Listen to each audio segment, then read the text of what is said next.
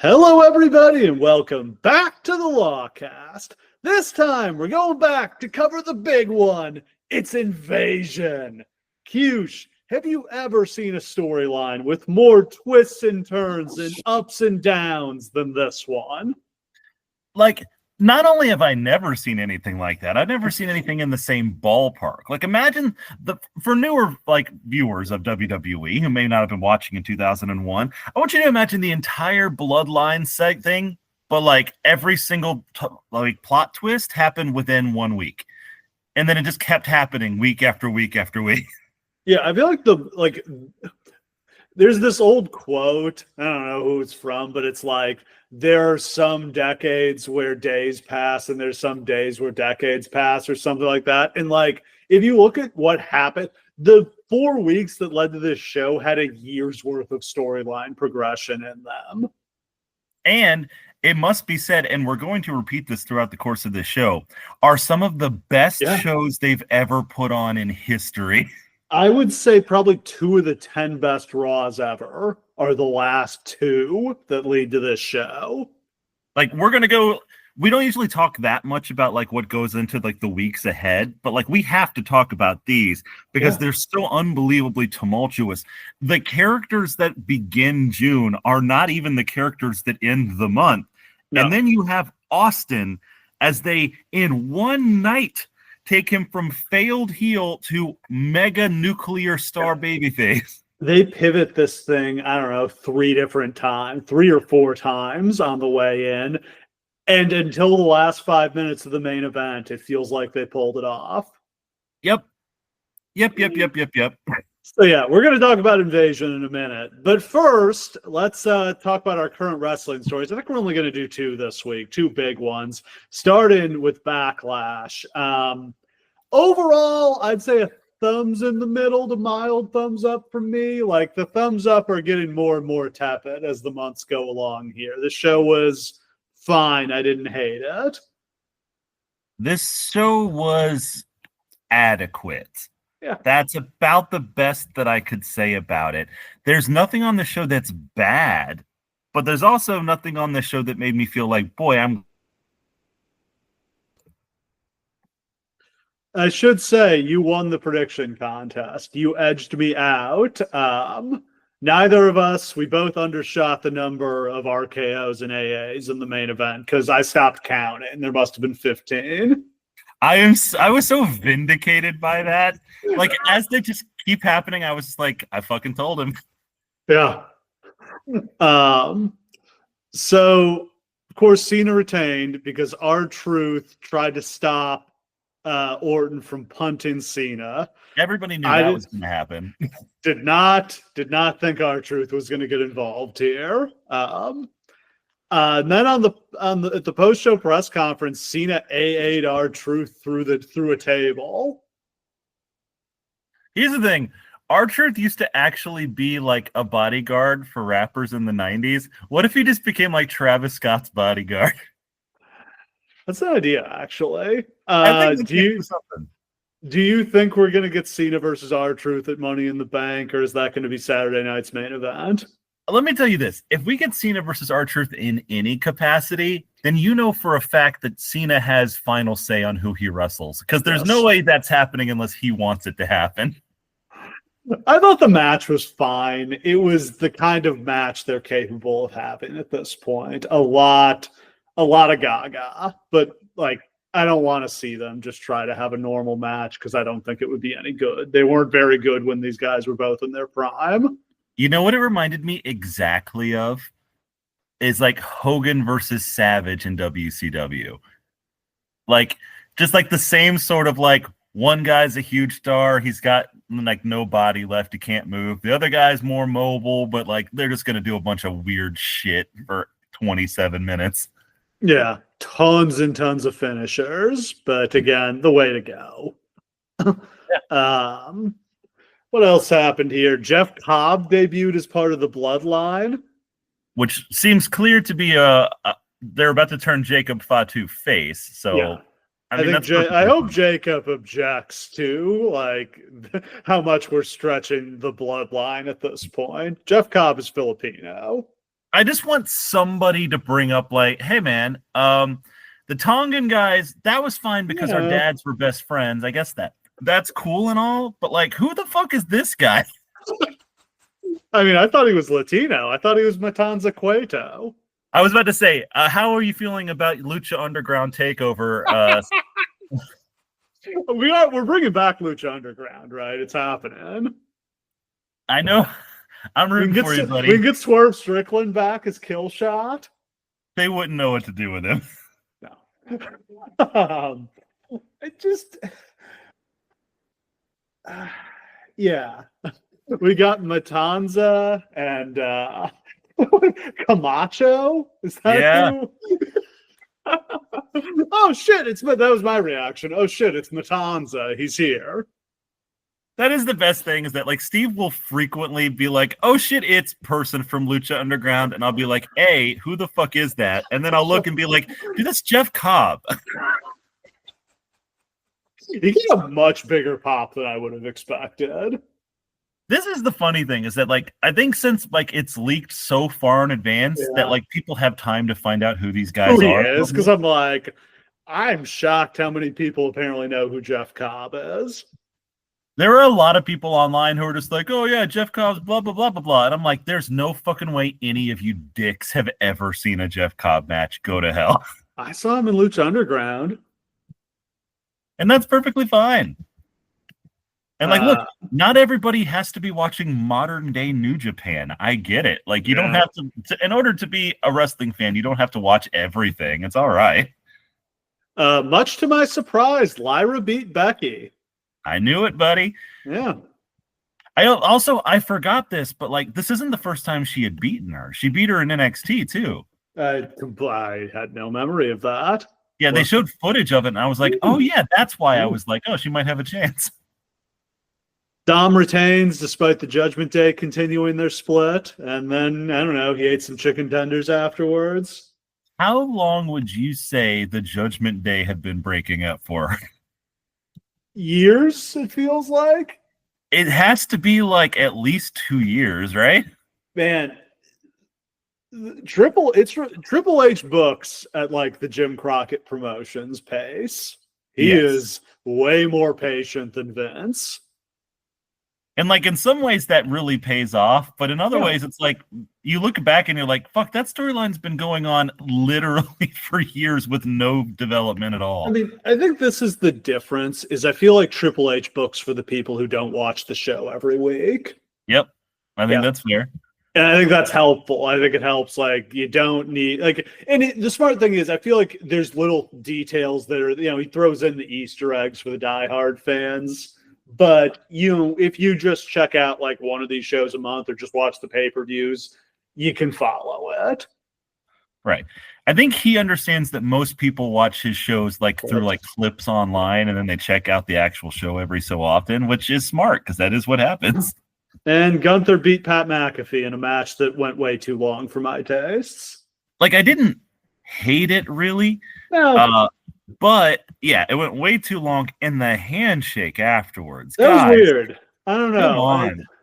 I don't mind the idea of like Gunther being this like honorable fighter because the problem is Gunther cheats, right? He has cheated before. I would love it if Gunther didn't cheat and he's just like, if you can beat me, you can beat me. Yeah, that would be great. And there was a time when he was like that. But hey, guess what feud we just came off of? The Jey Uso one where he was not like that at all. Very dishonorable. Yeah. Yeah, I don't know where the handshake came from or why.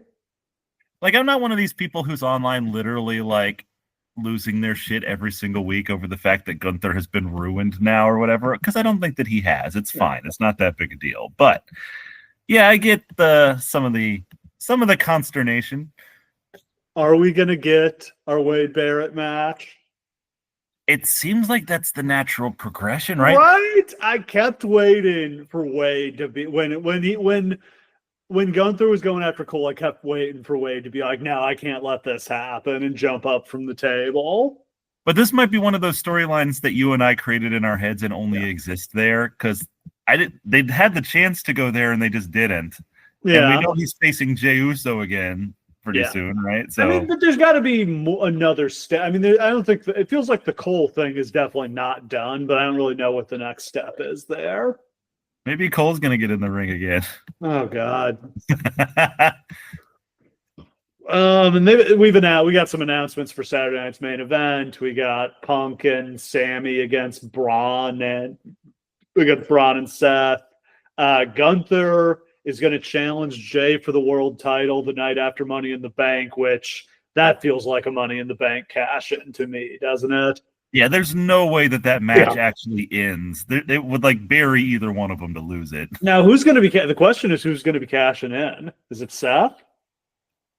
I mean, that would make a lot of sense, right? Like that group's whole purpose is to get Seth the belt. Yeah. I mean, that's the hottest thing on Raw right now is the Seth storyline. It feels like the place to go. Seth and Braun, this new dangerous alliance.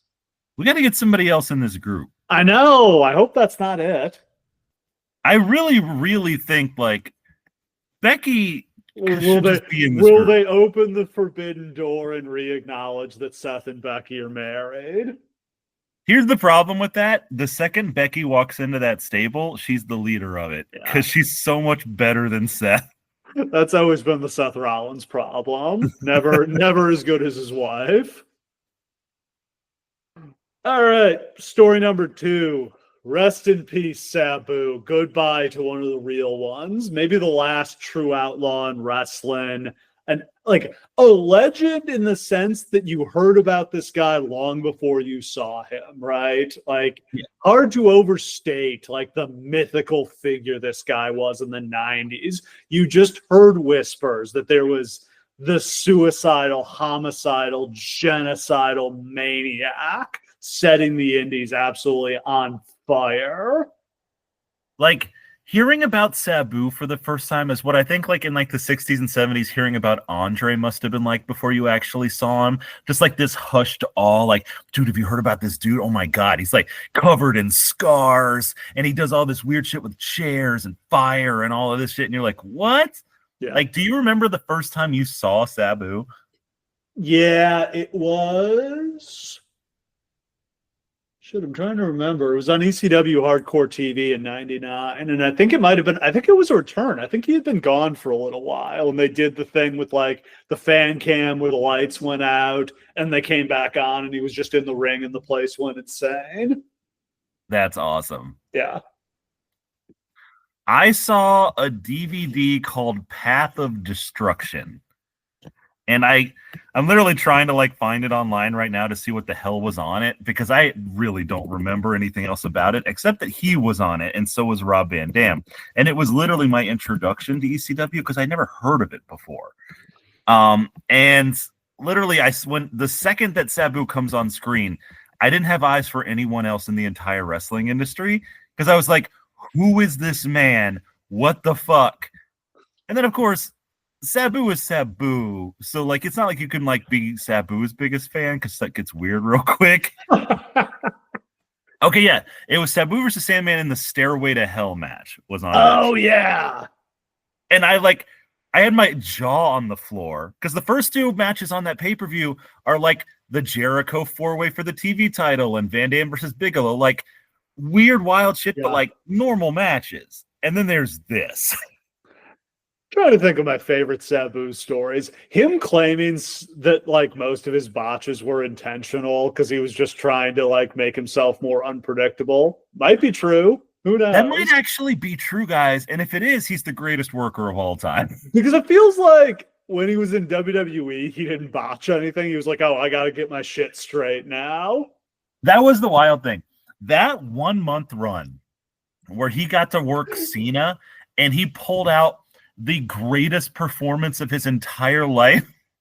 When he goes, he's going to hit the atomic leg drop on Cena, and he jumps from the chair, and he lands on the top rope, and it looks like he's going to fall, but he somehow just, like, freezes time and balances himself and jumps off onto Cena and hits him perfect with the leg drop. One of the coolest moments I've ever seen. And that leg drop is maybe the cleanest leg drop I've ever seen in my life. I'm sure he jumped up there and he was like, "Oh shit, these are ropes, not cables." Yep. Have been the ruin of many a poor wrestler. Shout out Buff Bagwell and Booker T. Talk about that in a second.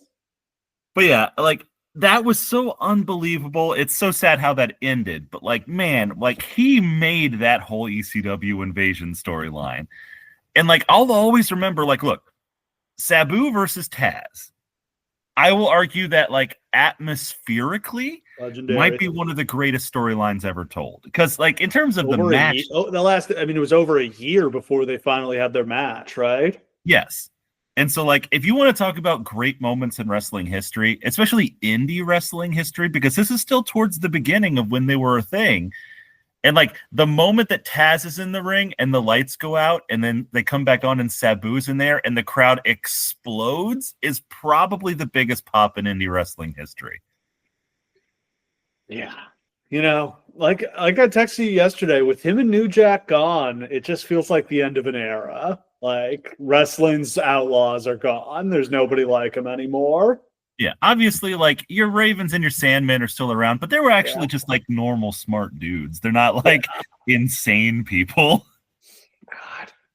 And the last time I saw Sabu work on a major stage was that Rob Van Dam match in TNA, and it was actually good. This is what I'm saying. That's just like his second cleanest match of all time. He was just a big game player. Let me also say this.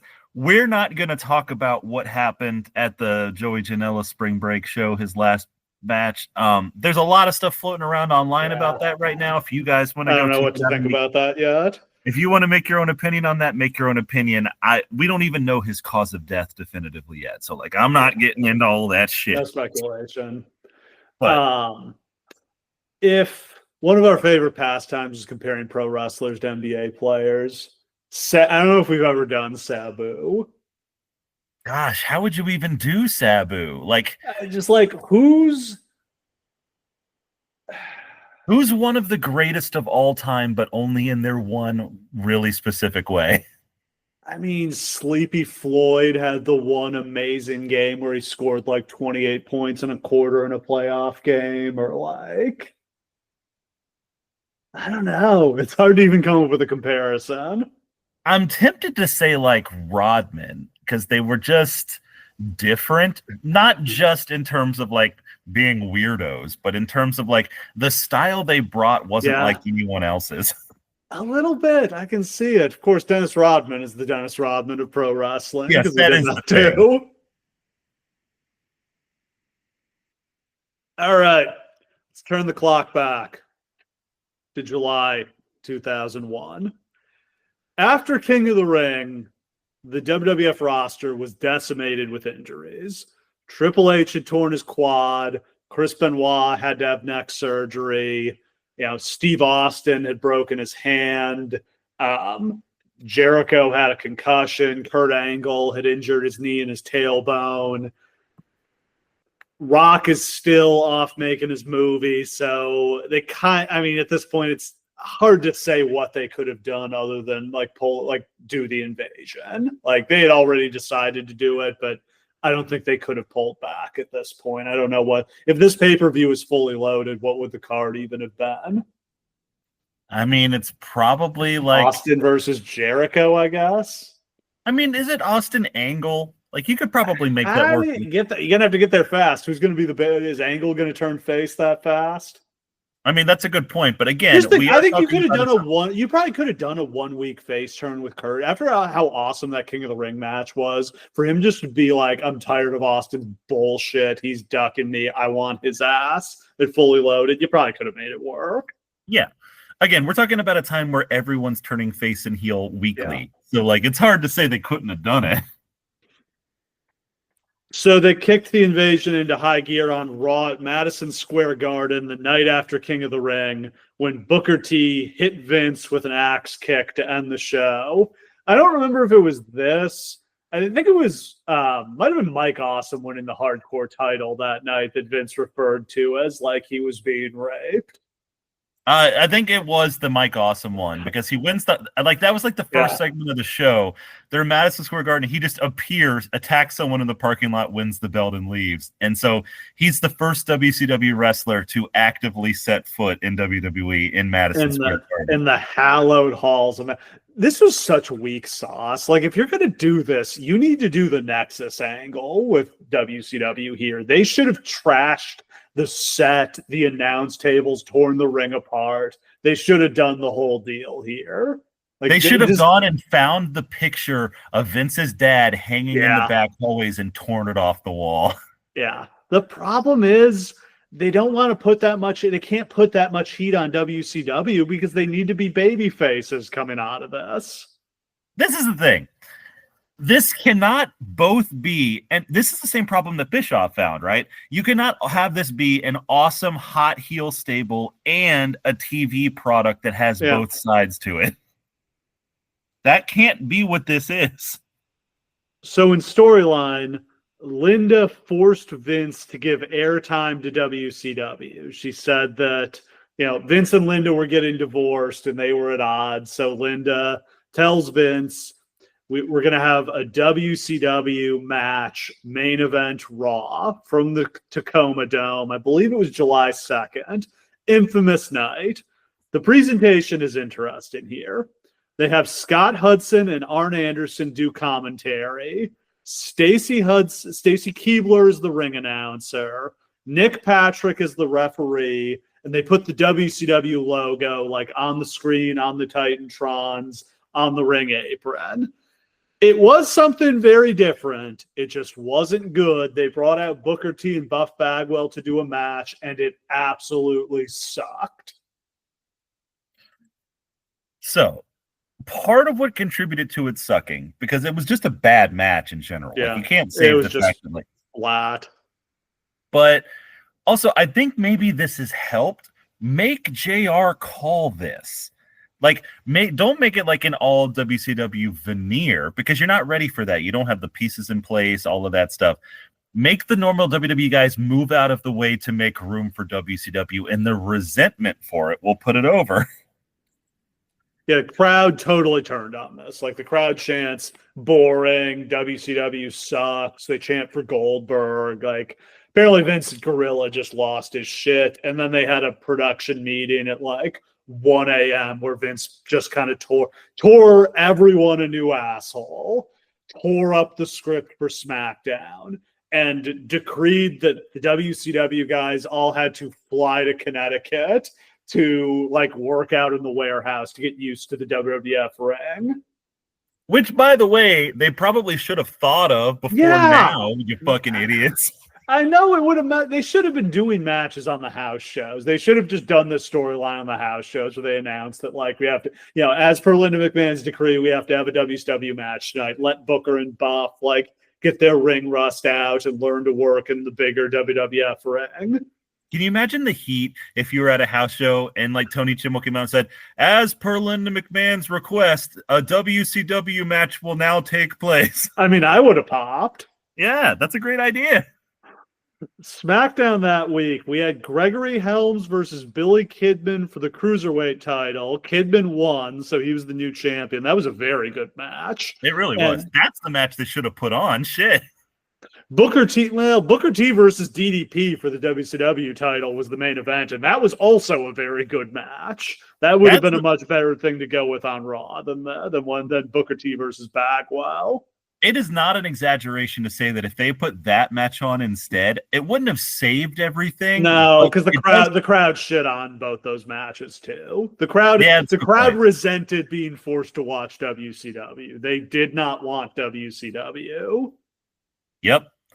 And I was one of those people. I was interested in this whole thing, but at the same time, I was like, I'm loving my own WWE shit. I don't need any of this stuff. I mean, I was all about it, but I was a little sicko. And you knew who these people were. Yeah, that's the other difference. I thought Booker T was such a fucking jabroni because like his first 10 matches for this company all suck ass. And he hurt Steve Austin. Yeah. JR was constantly burying him on commentary. It is not until like his team with Goldust that I was like, oh, Booker T rules, actually. So Undertaker interfered in the Booker T DDP match. He chased Paige out to the parking lot where all the WCW guys beat him up. Shane and Booker tried to stop the beatdown, and they both got beaten up by the WCW guys. So there is your WCW heel turn. Yeah. I believe that was an audible after the match in Tacoma bombed so bad. To recap what the plan had been, after the Invasion pay-per-view, WCW would get Raw because in kayfabe, Vince and Linda were divorcing and she was going to give Raw to Shane to run WCW. And they would do a draft to divide up the rosters so WCW would get supplemented with WWF guys. It's basically the Raw SmackDown roster split that they would do, 6 months after this, 8 months after this, whatever it was. So coming out of this, I guess my question is, at this moment where they jump Shane and Booker, I'm guessing that the plan was for Booker to get to actually be a babyface. Maybe he gets accepted by WWE people or something. I think literally after Raw, Vince was like, fuck it, they're just going to be a stable. There's no more roster split coming. They're not getting their own show. And so I think we have to say it's much more successful the second they make that decision. Yes. Well, they need to just be a stable. I think it would have been if you had turned Raw into WCW, I think millions of people probably would have tuned out. I'm not sure that's an exaggeration. Yeah. But what if they had The Rock? I mean, what if they had The Rock? What if they had Kurt Angle, Jericho, whoever you want? If you're going to divide up and give them some of the top WWF guys, that would make a big difference, I think. But also, I've always thought this, and I know that this is kind of a pervert thing to say to some people, but WCW didn't mean anything. What is the point of even having one of the shows be WCW if you can just have it be Raw or SmackDown instead? That is part of the problem is WCW just doesn't, it's harder to distinguish the identity. Yeah.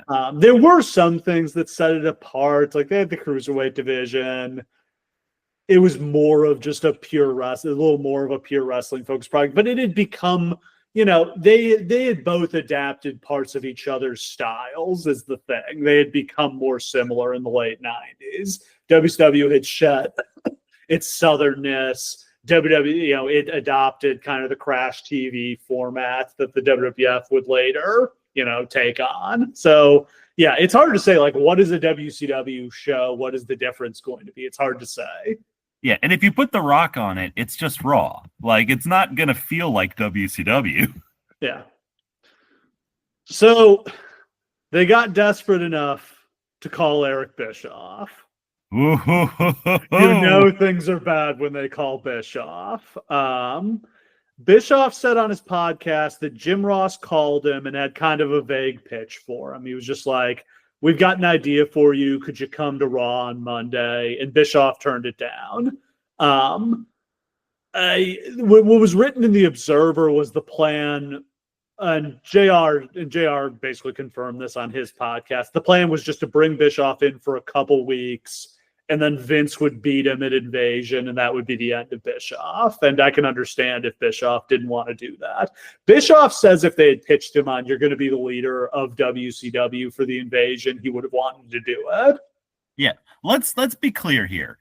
If at this point they swerve this, remove Shane from the Invasion and put Bischoff and Heyman in, I think you electrify this thing. I mean, they already do, but it would have gone to another level with Bischoff because Bischoff's a heat machine. I can just imagine Shane doing a promo or something, and Bischoff coming out and being like, "This is bullshit. You're not you're nothing. I'm the leader of WCW. I'm the man who brought Vince McMahon to his knees." And he challenges Shane to a match that night to put WCW on the line, and the WCW guys end up siding with him because they realize Bischoff is the killer they need in charge. That's also a perfect opportunity to take somebody Big Show and put them with the WCW guys to give him some credibility. Yeah, Jericho.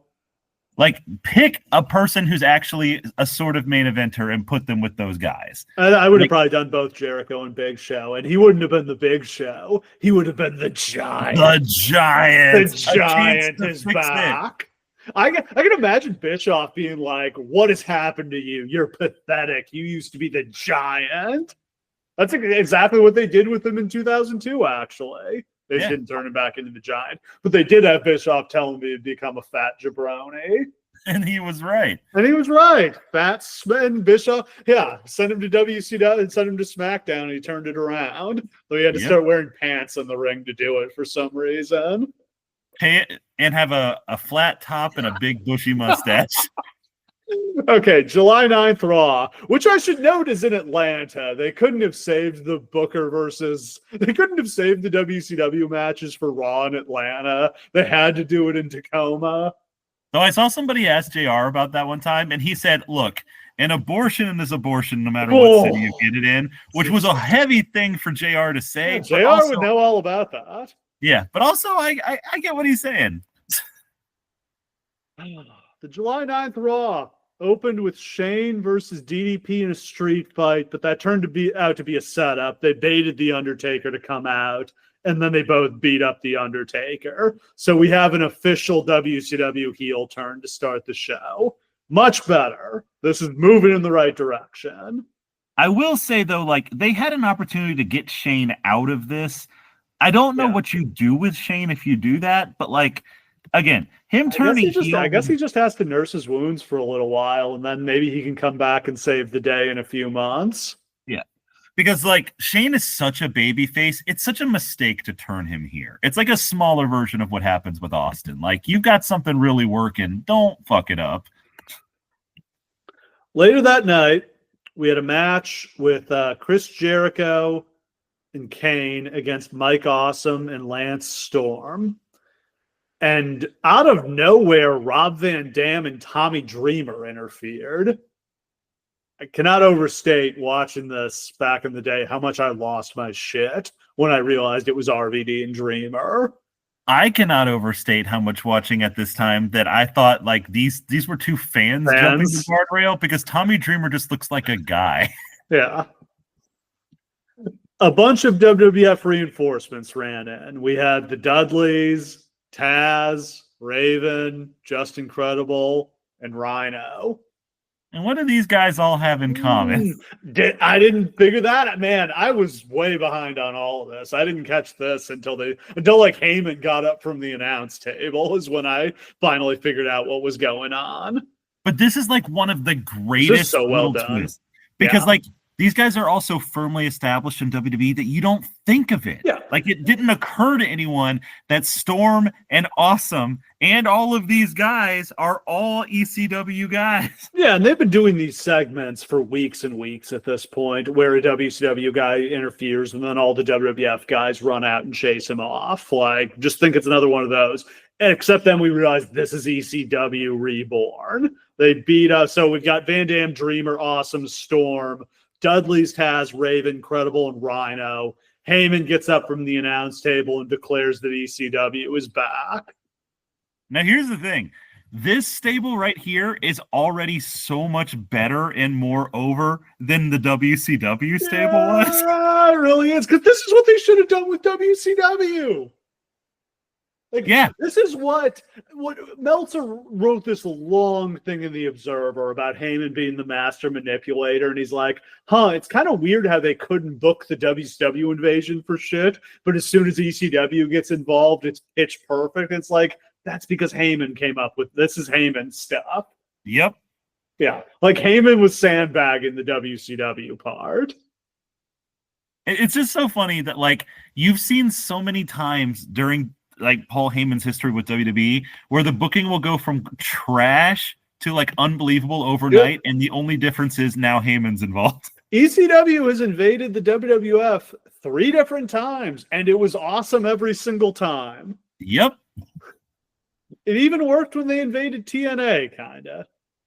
Meanwhile, WCW, who we all wanted to do the invasion, trash. So Vince and Shane agreed to team up against ECW. And our main event was a 10-man tag team match with 5 WWF guys and 5 WCW guys against the 10 ECW guys. Are you ready for this list of guys? Let's do it. The WWF guys were the APA, Billy Gunn, Hardcore Holly, and The Big Show. I mean, like, 3 of those people are kind of credible. Oh, we got Shogun in the main event? Yeah, Hell yeah. Shoguns and Hardcore Holly for some reason. Was this Hardcore Holly's first and only main event of any show until like Royal Rumble 2000, whatever? Probably.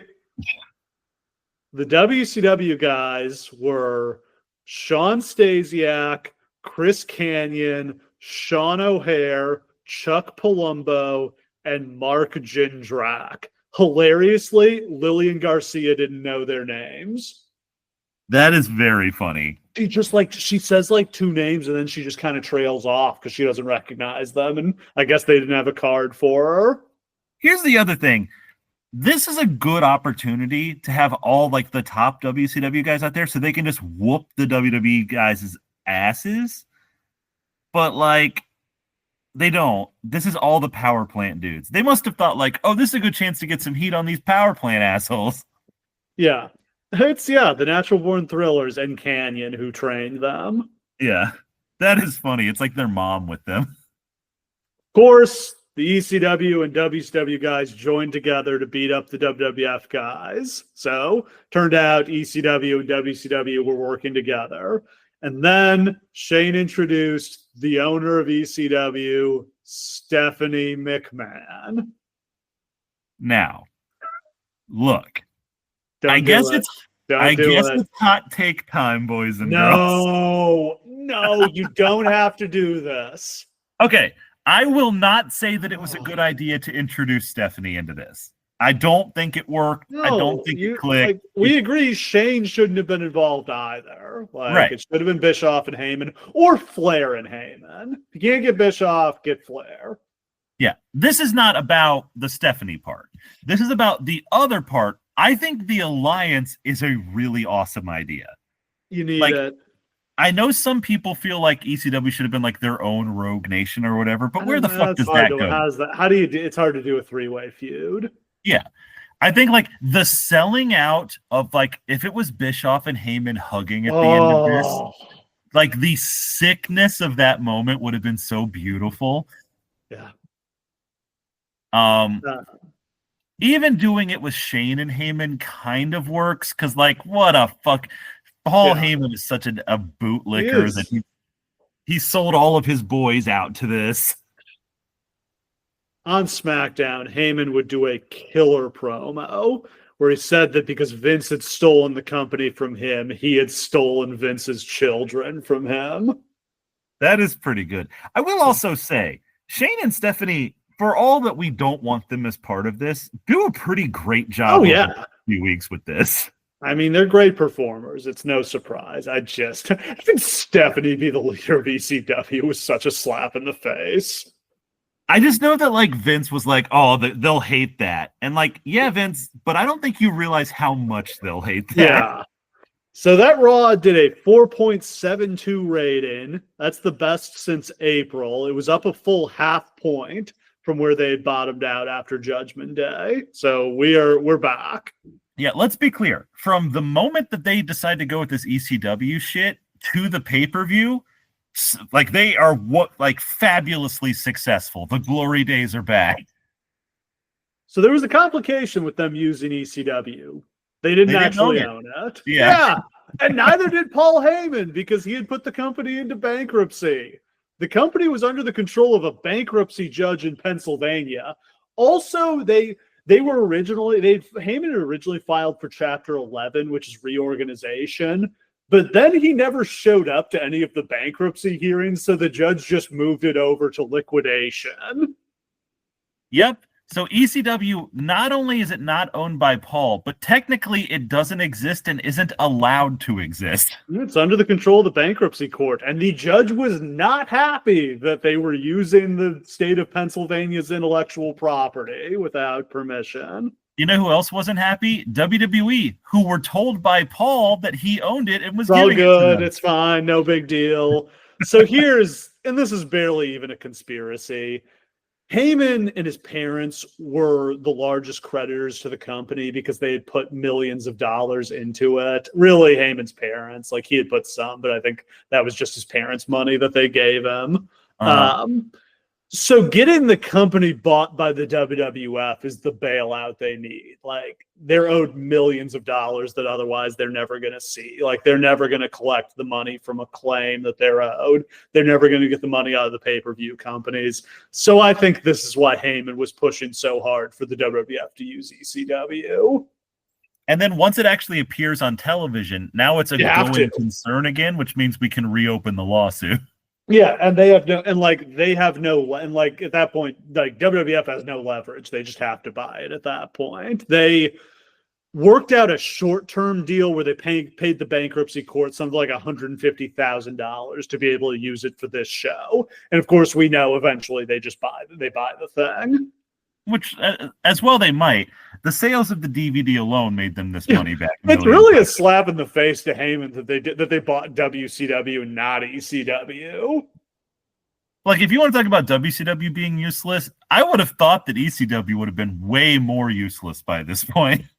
I mean, look, maybe this is a hot take, but I'll argue if you were going to restart one of these companies, it should have been ECW because you can do ECW on a small scale. Like, WCW, we know, was a massive money loser at the end. Like, ECW had overexpanded, but, like, not so. Like, you could put ECW on the road in small arenas and, like, it could be your developmental territory. Like, I think that would have made sense. Instead, they tried to restart the thing in 2006, way too late. And I'll argue that it almost could have worked even then because excitement for it was so high. Also, I'll argue that, like, as Vince will learn, invading with ECW always works because they're that kind of outlaw organization that feels like they want to invade. With WCW, it's just like one corporation merging with another. On the July 12th SmackDown, Vince called out Austin and told him if they were going to fight back against the Alliance, they need the old Stone Cold, not the one who gives him hugs as much as he might appreciate them. Okay, we got to talk first about some of these segments the couple weeks coming into the show. So these are the legendary comedy segments where Austin is like, Vince McMahon is having a nervous breakdown over the invasion, and Austin is like, I got a solution for you, Vince. Play a song. He picks up his guitar, is like, Kumbaya, my lord. Yeah, it's just like he's all busted up, so he can't do anything physical. So the idea is let's just do the goofiest segments ever. These are hilarious in a vacuum. I don't really think these are what people wanted to see Steve Austin do. Okay, but I will argue also like Kurt's in these segments too. Oh my God, Kurt is a great Kurt singing Jimmy Crack Porn. But this actually does two things. One, it kind of soft launches the babyface turn. Yeah. Like people are like enjoying Stone Cold for the first time in a couple of months. And then when they do the face turn, I think people are ready for it. And two, this sets up the underlying feud for when Kurt's going to become the biggest babyface in all of wrestling in the summer. But yeah, so Vince demands that he be the old like, Stone Cold. Come on, give me a stunner, you son of a bitch. And then he just puts his head down like sad Charlie Brown and just walks out of the ring. He's like, no, Austin, come back. Give me a stunner, please. This is actually super over with the crowd. So funny. Yeah, and the crowd loved it. It's like Vince being like, if you want to see Stone Cold, give me a stunner, give me a hell yeah. And the crowd. Hell yeah. Austin is so hurt by this. Literally. Austin, not known for his acting chops, right? But the look on his face when Vince is saying this is like Harry and the Hendersons almost, right? Yeah. He doesn't understand, but he's so hurt. So that Monday on Raw was the go-home show. It looks hopeless. They're in Providence, Rhode Island. Austin is at the Friendly Tap, Tim White's bar. And he's just sitting there sulking and drinking all night. He won't talk to Deborah. He won't talk to Vince when Vince comes. He won't talk to anybody. all night, the Alliance is kicking the WWF's ass. Like, they're just rudderless. They have no leader. So as we're going into the main event of the show, they're in separate locker rooms, and both, groups leaders give them pep talks. We get kind of one of the classic Heyman speeches. Stephanie and Shane fire him up. Then the WWF locker room, we hear from Vince. We hear from The Undertaker, who says, screw Austin. And then they wheel classy Freddie Blassie in a wheelchair, and he gives this amazing speech about how, like, there comes a time in every man's life where he has to make a choice and decide who he is. And he tells them they need to stand up. And he literally stands up out of his wheelchair as he's telling them to stand up. And all the guys stand up out of their chairs. It's amazing. This was so good. This is what this angle needed, is a sense of the bigness of it, right? Before this one night, it almost seemed like they were just kind of fucking around with the biggest storyline of all time. And here, for one night, it's like they finally get, oh, this is the biggest fucking pay-per-view in the history of wrestling. Yeah. And then Austin is watching specifically the Freddie Blassie promo on this tiny little TV while he's playing pool. And he's literally just sitting there, and he puts his head down, and he's just like, grrr, and then he smashes the pool cue on the pool table and storms off.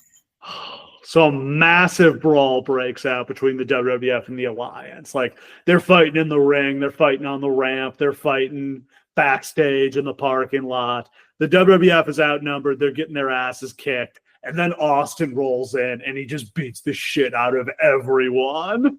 When the glass shatters. Oh my God. This might actually be, it's like the biggest pops ever. It's like, I think it's either this one or like Austin when he comes out to help Mankind win the belt in 98. And the moment here, it's not just that, like, oh, cool, Austin. It's we've gotten babyface Austin back. The old Stone Cold is back. They've done it in one night. With only backstage segments. Just because perfection. People wanted it that bad. Yeah. That's what makes this one so big, is the crowd they've seen like that he's in the arena and beating everybody up, and they know he's coming towards the ring. So the entire arena is standing, chanting for Austin, and then the glass shatters and they explode. JR doing some of his best work of all time on commentary here. And he's just like, is it the old Stone Cold? Oh, hell yeah. He's walking. He's talking. And like Austin, for his part, captures like 1998 Stone Cold in a bottle. Yeah. He's swaggering. He's whooping everybody's ass. When we say somebody locked in, that's what we're talking about. Because at this point, he must be so sick of this heel shit that he asked for. And it's like, buddy, I got to turn back the clock, man. Let's go. I don't know about that. Well, yeah. But anyway, so he beats up like 45 guys by himself, it feels like. Stuns everybody. Stuns the entire world. And then here we go. That's the go-ho. Yeah. Show did a 5.03 rating. That was their best since April 23rd. I think they've basically been averaging a 5 on the way into WrestleMania. So they have clawed like all the way back to where they were. And it just feels like, okay, people were willing to chalk up all the rest of that shit as an aberration. It's okay. But Austin's back. We got this InVasion shit. That's pretty hot. Let's do it. Let's go. Let's give it another try. So I guess we should talk about the matches we're actually going to get tonight.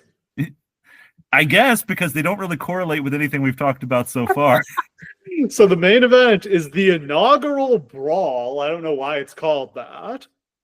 Well, again, I think that's a name Vince came up with when they were going to do it at WrestleMania, and it was going to be like a yearly thing, right? Maybe. But like, yeah, it doesn't make any sense. They never do this again.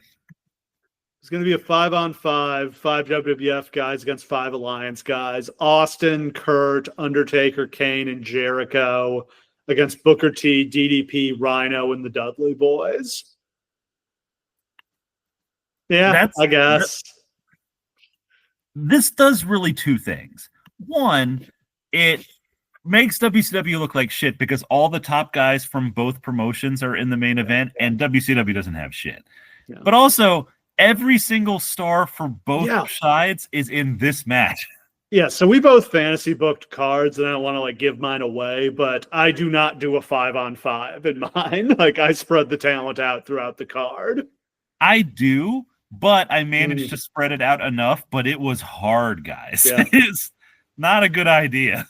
I mean, this is a challenge anytime you're doing, anytime you're going to do a 10-man match, that's going to eat up a lot of talent. And maybe the way to go with this would have been just to basically do it as a Survivor Series and just have like a bunch of team matches, have like the main eventers, have the mid-carders, have the tag teams. I don't think you can't really scratch together a 5-on-5 women's match. My idea was originally to like do like a battle royal, because I feel like that would be like an interesting thematic fit for here, where just like anybody could do anything and all sorts of people could run in and whatever. I just couldn't get there with WCW guys. Like there just weren't enough of them. What else are we going to get? Rob Van Dam versus Jeff Hardy for the hardcore title. Edge and Christian against Mike Awesome and Lance Storm. The APA against the Natural Born Thrillers, and some other matches no one wants to see.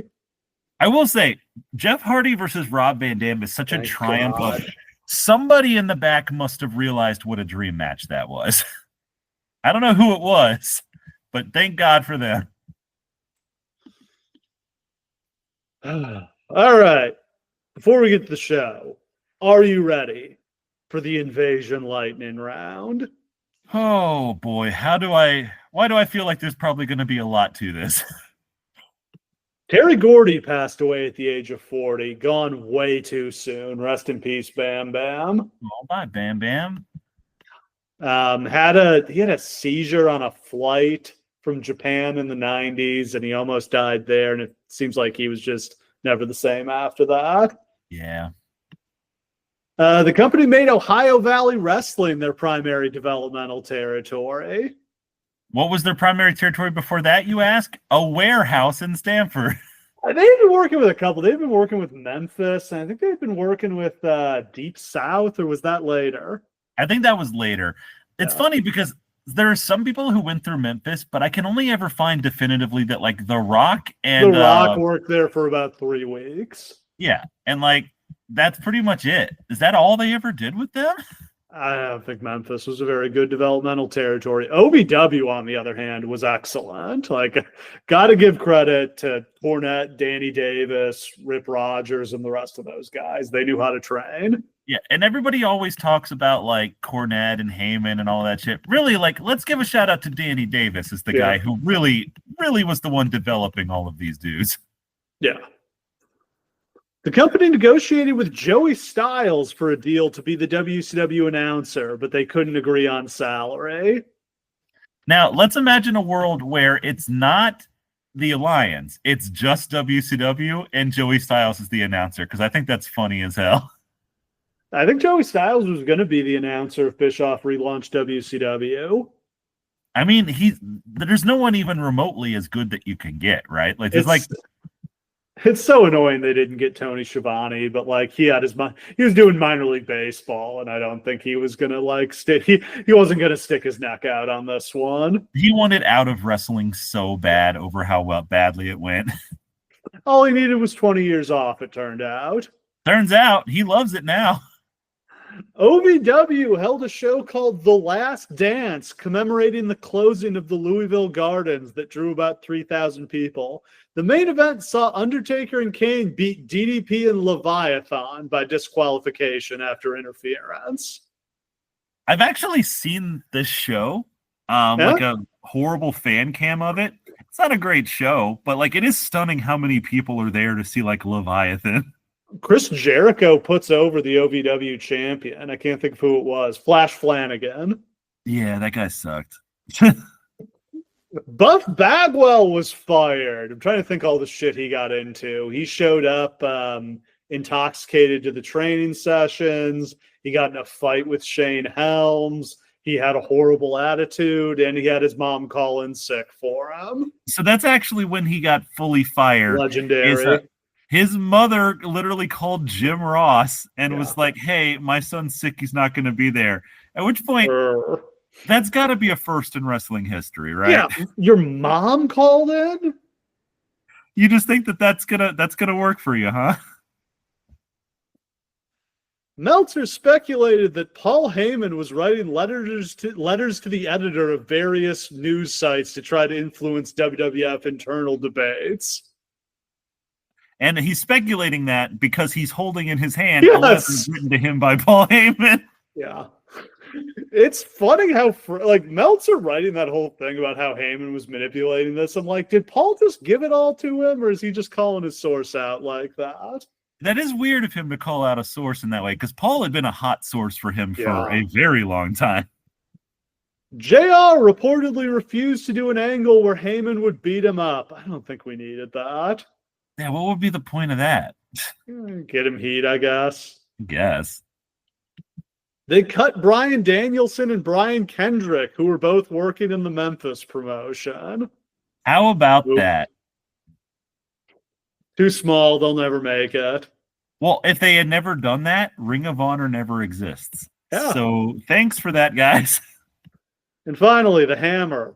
Jerry Lawler was scheduled to return as a WCW announcer, but the deal fell apart when he insisted they bring back Stacey Carter too. Lawler then blamed Bruce Pritchard publicly for telling Vince that they couldn't bring back Stacey and, quote, joked that Pritchard was having an affair with Stephanie McMahon. Oh, boy. That didn't go over well.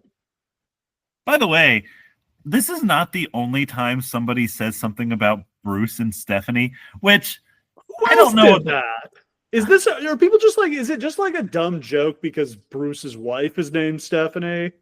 I always assumed that that's what it was, and like I think Bruce and Stephanie had like a real like conflict relationship. You know what I mean? I was gonna say, I thought my understanding was they did not get along at all, and Stephanie fired him. But maybe it's sort of like a tension, like a sexual tension kind of thing. Though that's difficult to imagine with Bruce Pritchard. Pritchard's disgusting. Yeah. Like, yeah.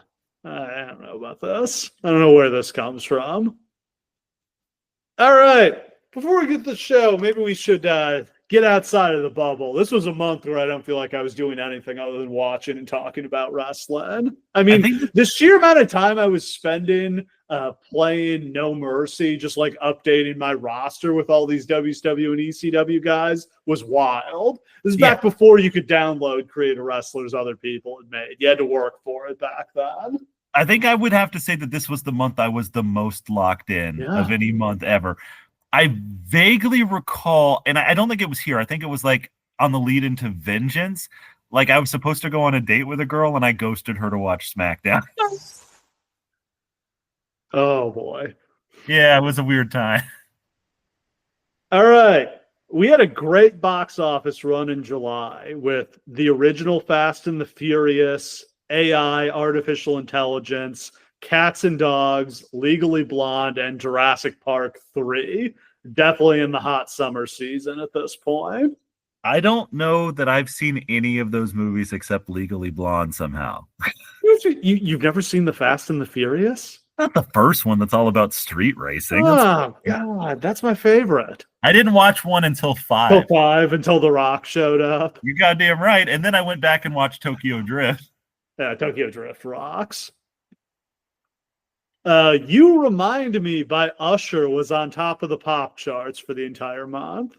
I don't recall that song at all. Me neither. Huh.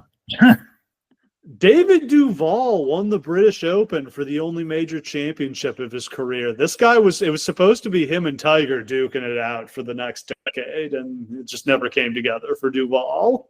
I do recall that because when they were originally pushing him versus Tiger, it was like, well, you couldn't have found like a whiter guy to put up against Tiger, could you? And then they found Phil Mickelson, and it was like, well, no, you found a whiter guy. In tennis, Wimbledon was won by Goran Ivanisevic. I don't know who this is. Ivanisevic, baby. He's the only person I've ever seen in tennis who, when he served, he hit the ball while it was still on the way up. And I used to try to do that when I played tennis, and it's impossible. Venus Williams won on the women's side. The beginning of Williams' domination forever. And the MLB All-Star Game took place at Safeco Field in Seattle. This was the final All-Star Game for Cal Ripken and Tony Gwynn, two of the all-time greats. This is sort of the end of when baseball was fun for a very long time. Yeah, I'll say I think 2001, and I'm not the biggest baseball fan, this is my favorite World Series of all time between the Yankees and the Diamondbacks. Is it really? You know what? I think it's the greatest World Series I've ever seen. The greatest World Series okay, hold on. I was 5 when I saw it the first time, but like the Braves versus the Twins is my favorite World Series. Yeah. It's the only one I've ever gone back and watched the games of.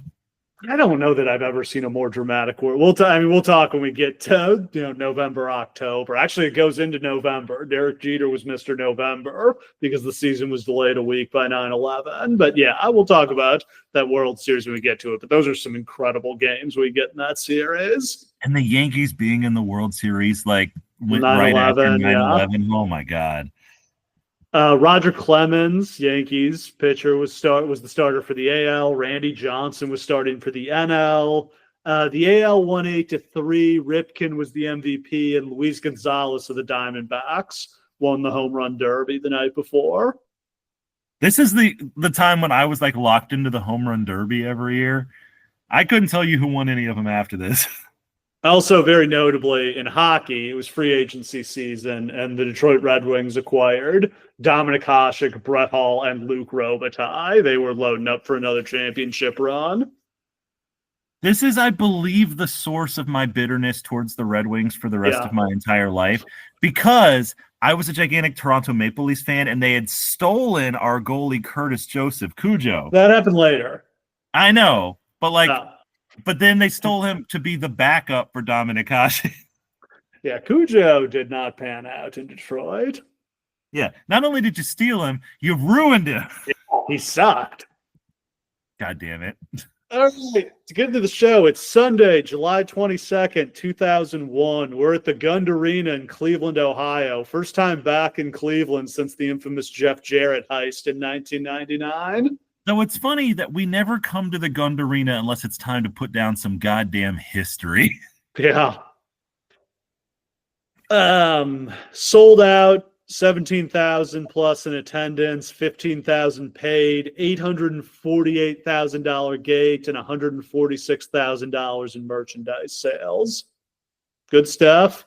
Pretty good. The buy rate, a stunning 775,000 buys, the most bought non-WrestleMania pay-per-view in history. It beat Starrcade 97. It beat Bash at the Beach 98. It beat Backlash 2000 with Austin's comeback. And for this to go from, I think Fully Loaded the year before, which is like one of the greatest. It did 400-something thousand. It did a good number. Yeah. But to jump like this, and again, the ratings had been down. The buy rates for the last two pay-per-views in the trash. After that Bagwell Booker match, you would have said they'll be lucky to break 400,000 buys, 350,000 buys for this. This was maybe the biggest, let's tune in and find out buy rate of all time. Let's see where it goes. Yeah. On Heat, Chavo Guerrero pins Scotty 2 Hotty in 6 minutes and 43 seconds. That put the Alliance up 1-0 going into the pay-per-view. By the way, we should be clear about this. They are keeping track of who's in the lead. Yeah, they should have had a scoreboard. It should have been they had the split set. They should have had a screen for how many matches each side had won. But let's remember, that doesn't mean anything. There's no stakes here. Nothing is on the line. Yeah. So while they do keep mentioning that, and in my fantasy booking, obviously we'll continue that, you have to have it be for something. Yeah. WCW Raw does not become Nitro if WCW wins like it should have. Right. Great opening package. Mixes footage of FDR, George Patton, Churchill, other leaders talking about World War II with footage of the Alliance invading. We get these great quotes. Stephanie, no force of nature and no act of God can stop this invasion from happening. Heyman, death to sports entertainment, death to the WWF. We have Church or FDR is like, I have seen war and I hate war. And Churchill's like, war is coming to our shores. We shall fight on the beaches. This is amazing. This was so well done. This is dynamite. And again, Yeah. I genuinely think that there were a lot of people who bought the show who had not been watching the TV leading up to it. I do wonder how many people were just like, oh, let me just give this a shot. I mean, it's the invasion, right? Let's do it. Or maybe like parties of people and stuff. I wonder how many people, and if you watch just this video first, you'd be like, oh, this is the hottest storyline. Holy shit. Yeah. Like, this thing rules. The set has the Alliance and the WWF entering from separate tunnels. That's a great touch. Glad AEW brought this back. Got to have a face tunnel and a heel tunnel. You got to. Otherwise, they're just mixing up backstage. Yeah, they'd be fighting backstage. They were still working on the ramp during Heat, so Chavo had to come out through the WWF tunnel. That's pretty funny. Opening match. We start with Lance Storm and Mike Awesome in the ring. Okay. This is already a horrible start. Just immediately right off the bat. There's no like, we go to JR at the desk. There's no hyping anything up. We just immediately, there's no entrances for Storm and Awesome. We just are in the ring, and Lance Storm says, if I can be serious for a minute. You got a ton of heat for that. Great catchphrase. But then he immediately gets interrupted. Yes. You can't let him pop for that. For heat. Edge and Christian come out. Christian is carrying the giant cup that Edge won when he won the King of the Ring. Yeah, Christian's already supposed to be a heel. I guess that's another answer to the question, what was supposed to be on this Fully Loaded, is Edge versus Christian was going to be on this Fully Loaded. Storm and Awesome get the advantage when Christian goes to the top and Awesome trips him. Awesome goes to hit Christian with the Awesome Bomb from the top rope, but Christian backdrops him off and then makes the hot tag to Edge. Edge gets Awesome with a spear, but Storm breaks the pin up. Storm gets Edge with a super kick and Awesome covers, but Edge kicks out. Awesome goes for another Awesome Bomb, but Christian hits him with a spear and Edge lands on top for the win. It's a good match. I got no complaints about that one. My only problem with this match is that, like, the Alliance has so few people who could convincingly go over in any of these matches. You've kind of blown two of them here by having Awesome and Storm lose. I kind of think it should have been the Impact players here. That would have made a lot more sense. I just think if you have Awesome hit the Awesome Bomb on anyone on the roster, he's over, right? Because it's just so fucking cool. This is basically it for Awesome in the WWF. I think they just let him go a few months out. Like, he doesn't, I don't remember. I'm sure he was around after this, but I don't remember him doing anything, and then they just fire him. Seems like The Undertaker wasn't a fan. A lot of the WWF guys were not impressed with him. I think he asked for his release because he hated it so much, but it sucks. Yep. And he came back and had that amazing match against Masato Tanaka at One Night Stand. And then immediately died. That's his complicated legacy. Yeah. Vince celebrates Edge and Christian's win, does their poses. Regal comes in to tell him that Austin's there. Vince corrects him that it's the old Stone Cold who's here. If I could make another correction here, I wish like both of the entire locker rooms were watching the shows together. Yeah, that's missing. We should see the guys all cheering when their side wins. I want to see like Al Snow and Hardcore Holly going nuts for the guys winning, and like Vince in there with them. Yeah. Vince says he's going to let Austin have some space. It would be perfect that Austin actually isn't in the locker room with the guys all night. Exactly.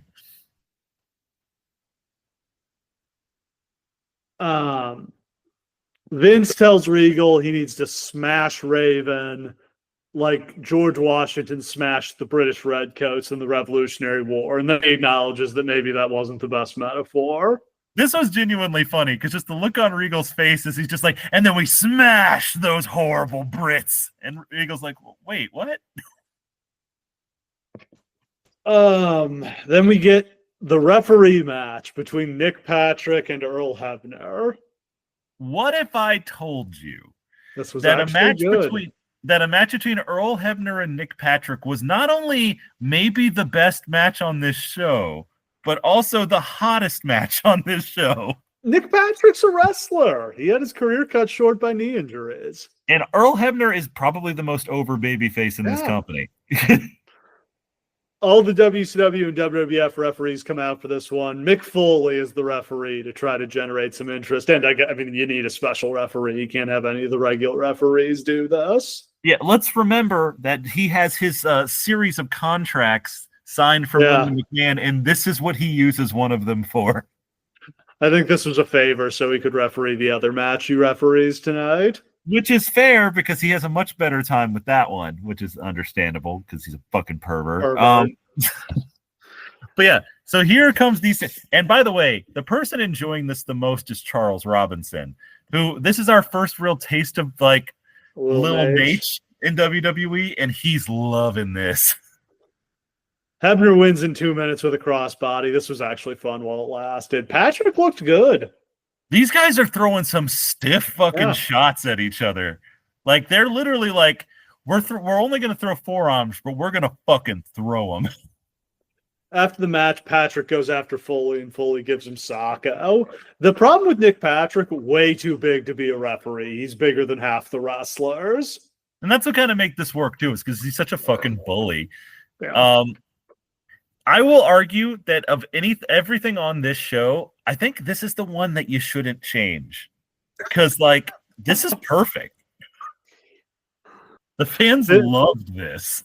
They run a commercial for an upcoming episode of Tough Enough where the trainees go to a strip club and Maven dresses in drag.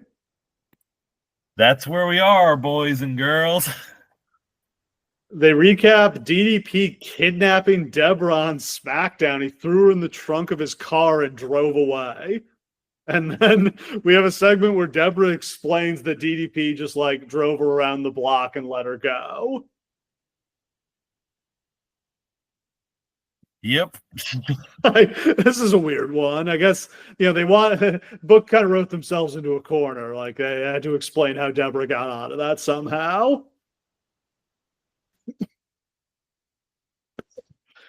Then we get the APA against the Natural Born Thrillers. This felt like a punishment. Again, by all accounts, the Natural Born Thrillers did not do anything wrong. Like, nobody disliked them. They weren't assholes backstage, whatever. They didn't shake hands with everybody. You got to shake hands. But this is also just so clearly look at these pretty boys from the power plant. Let's show them how we do business around here. Yeah, they got the public enemy treatment. And like, I feel so bad. Like, literally, look, these guys weren't great, but this is one of the few credible looking acts that they actually had. And they have so much potential. I mean, these guys are not ready for prime time. They were pulled out of the power plant way too soon. And they'll both go on to do absolutely basically nothing. But like, that doesn't mean that they suck. Palumbo became a competent wrestler. O'Hare never really did. But I mean, probably because of this. This didn't help. Basically, Farouk and Bradshaw just kicked Palumbo and O'Hare's asses. They don't really sell it all. Yep. And it's just a horrible mistake. Like, you could put Palumbo and O'Hare in a match that they win against a lot of tag teams on the roster, but they couldn't beat the APA here.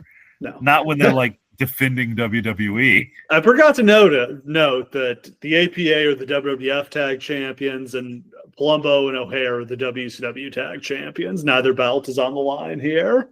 I flirted with doing a lot of champion versus champion stuff. No, I didn't do that. I just had championship matches instead.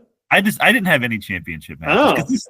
This feels like a night for more like exhibition matches, and you can get to the title matches down the road. But like, you can't really do all straight champion versus champion matches because mostly they don't correlate properly, and Booker would have to wrestle twice.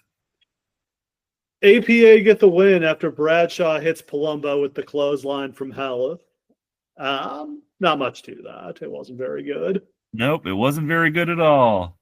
3-1 for the WWF. They've won 3 in a row. All 3 of the matches on the main show. Yeehaw. We go backstage to Vince and Jericho. God, there was a lot of backstage segments on this show. There really were. We had to have like 2 or 3 between each match. Vince and Jericho are talking. Jericho goes on a rant about how disgusting Heyman is with his fat, disgusting face. This is maybe the worst period of Jericho. Oh, he's insufferable. His jokes are all terrible. I don't think he's really feeling it anymore. He needs that heel turn to level him up, which he'll get later, but he could have just gotten it here instead. Stephanie, Shane, and Heyman tell Kidman he needs to win to turn things around. Kidman says he's going to show everybody why X-Pac sucks. Yep. X-Pac against Billy Kidman next. We got the Cruiserweight champion against the Light Heavyweight champion. Neither belt is on the line. JR notes X-Pac just turned 29, which is insane. That's unbelievable. He looks 40. He has the vibe of like a grizzled 40-year-old. Immediate X-Pac sucks chance right after JR says X-Pac is going to be cheered tonight. Yep. X-Pac nearly gets the win when Kidman dives into an X-Factor, but Kidman kicks out at 2. Pac goes for a Bronco Buster, but Kidman gets a foot up to block it, and then he hits the shooting star press for the win. It makes it 3-2 for the WWF. I like this one. Good stuff. Yeah, this is a good match. It really is. And then Shane fires up DDP, and then Stacy and Tori do an incredibly exploitative segment where they both talk about each other's body parts. The moment where Tori literally so grabs her tits and like squeezes them like ripe melons is like, wow. Yeah. Okay. She grabs Stacy's ass and is like, oh, you weren't kidding about having a firm ass. This is gross. It's so hard to watch. This stuff wouldn't have aged well to begin with. It wasn't good at the time, but like knowing what we know now about what went on in this company, this stuff is really hard to watch. Yep. You wonder why all of these women quit the company abruptly. Also, there's another thing with like Jeff and Trish that's on this one that just reminded me once again about the what they did with guys that they thought were going to be stars to get them to stay. Yeah. Next up, Raven against William Regal. Regal had called Raven a poncy little toe rag. Sure. I love the clash of styles here. These guys have nothing in common, and I find that fun. Crowd didn't find it fun, though. They started chanting boring pretty quickly. Yeah. This is whoever came up with the idea of putting this match in the ring on this show is kind of a pervert, because like who the fuck actually wanted to see, aside from maybe you, this match in the ring? I mean, I think this would have been good if it was a Ravens rules match and Regal got to do hardcore shit to Raven. That would have been interesting because we never really seen Regal in that environment. No, I think that would have been great.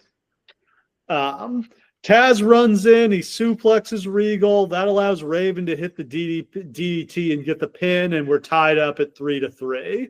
This is okay. I didn't hate it. Yeah, I'm fine with it. Vince gives a pep talk to Undertaker and Kane. Undertaker tells, is this where Undertaker threw him into the wall, or was that later? I think this is where he throws him into the wall. Again, lots of backstage segments. Like, didn't this get exhausting for Vince and all these other guys who had to do so many of these? I bet it did, because they record all of these ahead of time. So, like, literally, they must have been back there taping doing all day. Days. Next up, good God, what are we doing here? Big Show, Billy Gunn, and Albert against Canyon, Sean Stasiak, and Hugh Morris. We got to get Shogun on the show, bro. This is sicko. These are clearly the matches we all dreamed about when we heard there was going to be WWF versus WCW. Yeah, like everybody was like, what about Goldberg versus Austin? And then one tiny little voice would be like, but what's Billy Gunn going to do? What about Shoguns? What about Shoguns? Albert is the Intercontinental Champion. He beat Kane. Sure. Pinned him with the Baldo bomb. I think there was interference in that match. Maybe DDP. I can't remember. I can't remember either. Like we said, Gunn and Show have formed the tag team of Shoguns. Who is it who motivated who here? Billy Gunn motivate Big Show, or did Big Show motivate Billy Gunn? I can't remember what JR said. Oh, it was Billy Gunn motivating Big Show. Yeah, because Big Show is an underachiever. Which is true. After 4 minutes, Stasiak hits a reverse DDT on Gunn behind the ref's back, and Morris gets the pin. That's no laughing matter. That's right. We didn't even get to see the moonsault. Yeah, it's a good point. That's the only thing that he does that's worth anything. Yeah. Big Show and Albert beat up the heels after the match, but it's now 4-3 for the Alliance. They've won 3 in a row. Big Show got a surprisingly big pop for his entrance. Like, there's something with Show is an underutilized part of all of this, right? Yeah, he should be the giant. He's literally not even in the Alliance at any point, I don't think. No, he never joins it. He's on Team WWF at Survivor Series because Vince got hurt training. But that's just bizarre that, like, he's one of, like, the 3 guys who, like, crosses that world. Why wouldn't you use him? I have no idea. I think he was just so deep in the doghouse at this point. That is fair. Also, he looks ridiculous. His Taz singlet. That is true. Looks like it's so tight it literally looks like it's Taz's singlet he borrowed. Shane gives a motivational speech to Booker T, and then we get Taz versus Tajiri. Man, in ECW, Taz would have squashed Tajiri's ass.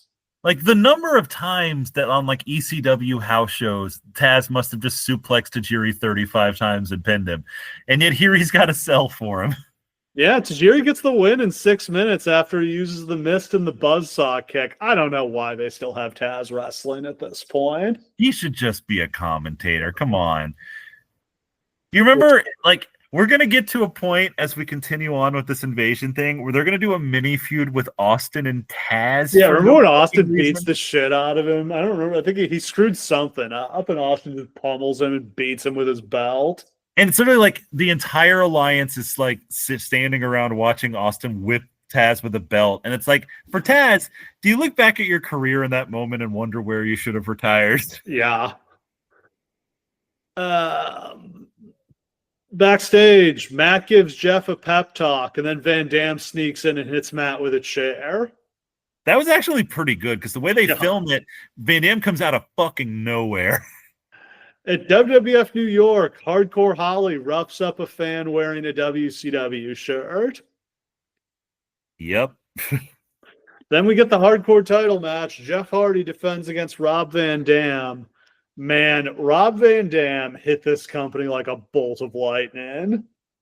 This is really the funny thing about all this is that, like, imagine a world in which the invasion doesn't happen. It's just Van Dam. And I wonder if it's almost as impactful as, because all of this winds up meaning nothing except Rob Van Dam is this, like, the chosen one. The fans have been waiting for this exact man their whole lives. He gets over so fast. He gets over immediately. It's actually a huge problem because when they do pivot and make the Alliance a totally heel stable, he's the most overrated piece in the company. They're having to, like, edit out the chants for him on SmackDown. They have to take fans' signs. They're desperately trying to get him booed. They insert him in the Austin shit way too fast because that's just where the fans are. Some good spots early. Van Dam hits the Rolling Thunder. They go to the floor. They both run the railing and run into each other. Van Dam puts Hardy on the wall and hits his spinning leg drop. Hardy comes back with a sunset flip powerbomb off the apron onto the floor, and Van Dam just splats on the mat. Yeah. I love that sound. Probably horrible for the guy taking it. Probably. I mean, those mats are pretty thick. I don't know. Oh. Jeff pulls out a gigantic ladder and climbs it, but Van Dam tips it over and Jeff lands on the ramp. I hope this was padded, but I don't think it was. I don't think it was, guys. I think it was just a little thin thing of carpet covering wood. Jeff gets a chair, but Van Dam hits him with the Van Daminator and knocks him off the stage. I thought Van Dam was going to hit the 5-star frog splash down into the pit. Thank God he didn't do that. Thank God he did it. But this is like, I think this is the moment where I fell in love with Rob Van Dam. It's like, I had never seen a move like the Van Daminator perform like that before. And it literally knocks Jeff Hardy like 50 feet through the air with this thing. Van Dam doesn't cover for some reason. Instead, he pulls Jeff back up onto the ramp, drags him to the ring. He goes for the split-legged moonsault, but Jeff gets his knees up. Jeff goes for the swanton, but Van Dam rolls out of the way. He puts the belt on Jeff's chest and hits him with a 5-star frog splash and gets the pin. Awesome match. They stole the show. Star-making performance by Van Dam. He was made coming out of this. I hesitated, like, when remaking this card to, like, do any other match other than this. Nope, because I wasn't going to touch it. Because Jeff is such a perfect foil for Van Dam. He sells the fuck out of everything. And this also levels Jeff up. Because this is the first time that he really stands out as a single star, I feel like. Where it's just like, oh, like, the second you hear this match is going to happen, it just inserts into your brain as like, oh, this is a dream match I never thought of. Holy shit.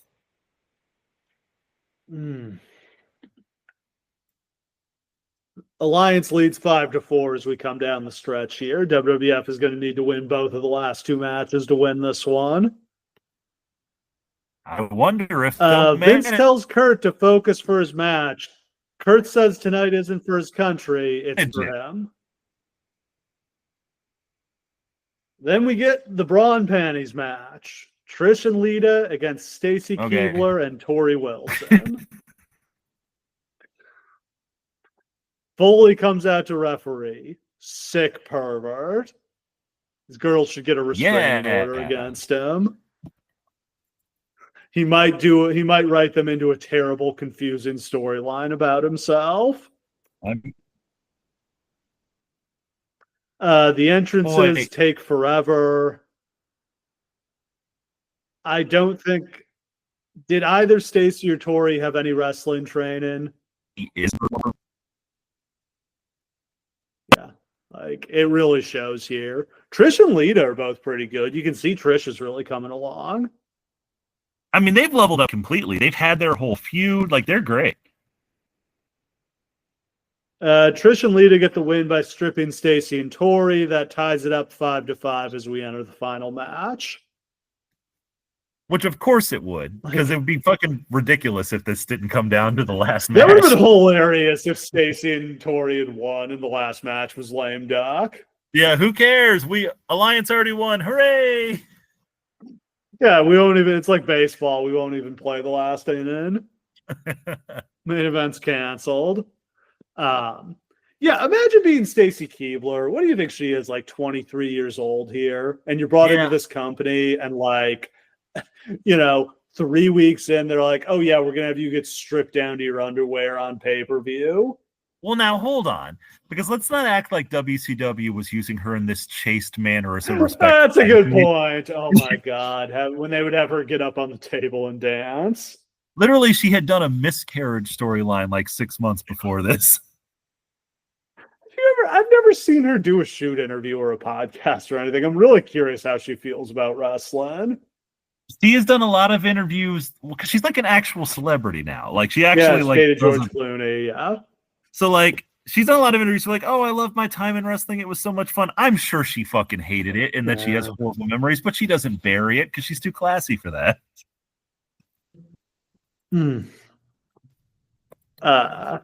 Is it worth noting that when Stacy was inducted into the Hall of Fame, Mick did her induction?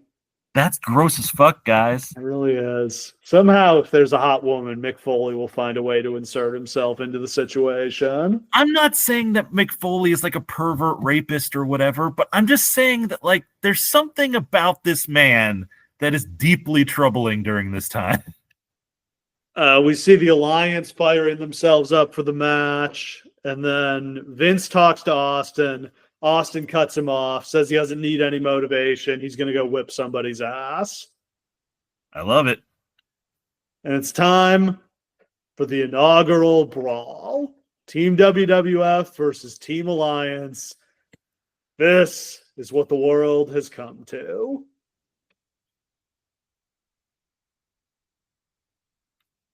Austin Jericho, Undertaker, Kane, and Angle against Booker, DDP, Rhino, the Dudleys. And if that wasn't enough entrances, we also get Shane and Stephanie and Heyman and Vince all getting entrances. People are coming out for like 20 minutes. This goes on. So there was like a solid 45 minutes left in this show when this main event started. Yep.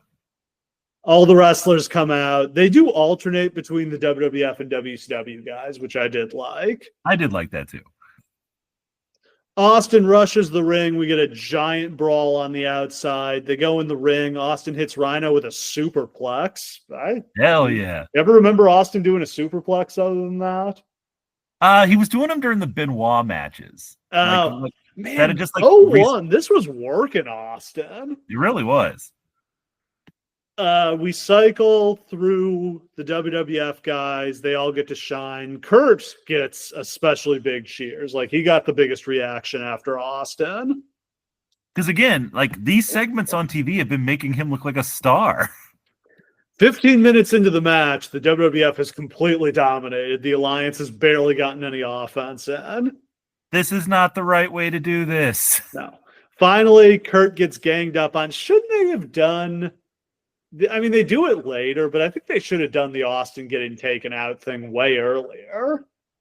It should have been like the very first thing that happens in the match. It should have been like the Outsiders match at WCW with Bash at the Beach, where Luger just got taken out right away. Like, put the WWF at the disadvantage. And like, do it specifically so that Austin never touches a member of the Alliance team. So then when you look back on it, it's like, oh, motherfucker. Yeah. You could just have somebody chop block him and just be like, oh, yeah, they kayfabed that. Because otherwise it's like, wait, like, did they know Austin was turning the whole time? Or was Austin going to turn the whole time? Or did something happen in the match that made him turn? Or...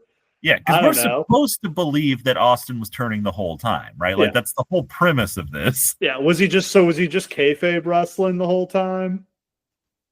I guess that was a working superplex he hit Rhino with. I guess that they were willing to sacrifice the man beast. That was a risk they were willing to take. Kurt gets ganged up on and worked over. Page hits him with a diamond cutter, but Undertaker stops him from covering. A brawl breaks out. Charles Robinson runs in to try to take over as referee. Undertaker hits him with the last ride. Yeah. That ruled. Undertaker and Page fight into the crowd. Austin gets run into the steps and he sells a knee injury. Kane chokeslams Devon through the announce table. Rhino and Bubba suplex Kane through the Spanish table. Jericho puts Rhino through a table with a diving forearm. Booker and Angle are the last two standing in the ring. Bubba gets in the ring and Kurt hits him with the Angle slam. The ref gets bumped. Angle hits Booker with the Angle slam. He drops the straps, puts on the ankle lock. Booker taps, but there's no ref. Austin throws the ref into the ring, but then he stuns Angle and puts Booker on top for the pin. The crowd seems more deflated than angry here. Like, I was hoping they wouldn't do this, but I was expecting it. The second that Austin did his hurt thing on the outside, I think I was like, yeah, there we are. I hate it. I think the Alliance is a good thing that works, but for the second time in 3 months, they've fallen so in love with the idea of Austin as a heel doing something that they've just ignored the giant heap of money sitting in front of them. Yeah, how, upon hearing that pop, do you not just say he's got to stay face? I know Austin wanted to be a heel, but Vince, you're the boss. Like, you can't just let the guys book their own stuff. You have to know better. According to JR, like, Vince just said, like, we owe Austin this. Like, we owe him, like, the right to try this heel run that he wants to do. And I'm just like, No, you have a fiduciary responsibility to your shareholders to deliver a profit, and Austin turning heel wasn't the thing that was going to do that. Yeah. We are currently in the real world with Cena kind of seeing a similar thing. We're like, maybe that wasn't actually the best choice in retrospect. Though, when they did this with Roman, it revitalized the company. Yeah, the difference was people hated Roman to begin with. Yes. People weren't desperate to cheer him like they were with Austin and Cena. And look, this Austin thing, I understand doing the heel turn the first time. I have no qualms with that, because if that's what he wanted, try it. Okay. It failed. Unquestionably, it failed. Somewhat due to reasons out of your control. Here, you have a second chance to like make a mulligan of that. Yeah. And you paid the same decision again? Yeah. Why? I think this just should have been it. Like, when I think about like where to go from here, I think I would have just had the WWF win, and this is the end of the road. Like, I would just drop the alliance at this point, because I don't know. I don't think there's anywhere else to go after this. You got your big buy rate. I don't think there was any gas left in the tank after this. I think I would have let it go. Like, I think like I would have had Paul Heyman like cut a promo and be like, "You haven't heard the last of me," and then like around WrestleMania season, you come back with the NWO and Flair and all that shit you're gonna have by then. That was Vince Russo's idea when they hired him back in 2002. Restart the invasion. I mean, I don't think that that's a horrible idea in a vacuum. If this ends here and doesn't just like, by the time they play it all the way out to Survivor Series, there's no room for any of this ever again. No, it's dead. But if you leave it here, there's like something still on the bone, right? Yeah. I mean, you can just have the Alliance guys banished, and maybe maybe you come back to it in 6 or 8 months when you have more guys, or like, eventually you start bringing, I mean, you just, give it 3 months and then just pick out who from this Alliance roster would you actually bring in? Like Booker. I don't even know if DDP's worth anything at this point. RVD, Storm. That's about it for me. Yeah, there's other guys worth having. I think the Thrillers are worth having. Those guys need to go to OVW. Hate to think of what might have happened, what the things they would have had to do down there. That's the thing too. They would have been thrilling somebody. Oh God. Would have been a big day for Jim Cornette's wife, that's for sure. Okay. Though actually with the Thrillers, I think if you just leave them on TV and just give them like just TV work a little bit, yeah, just let them actually do some work in. Like maybe that would have actually helped. I don't know. Yeah, not a ton that you could really do with it. However, I just had an idea in my head that I'm now so in love with. Imagine I'm going to inject it with a lethal dose of poison promo, but it's Heyman cutting it and not Vince. Oh, you're talking about the Dangerous Alliance. I'm talking about the Dangerous Alliance, but it's the NWO. Oh, Heyman in the NWO. That little pig. Fat, disgusting swine. Oh, man. Yeah. Okay. I love how they played Booker's music for 5 seconds before they played Austin's. That was so funny. What was the point of even queuing it up? All right. Twitter questions? Okay, Well, first, on the show, I don't know, thumbs in the middle, mild thumbs up. Like, the first 2/3 of the show was pretty bad, and then the last third was pretty good.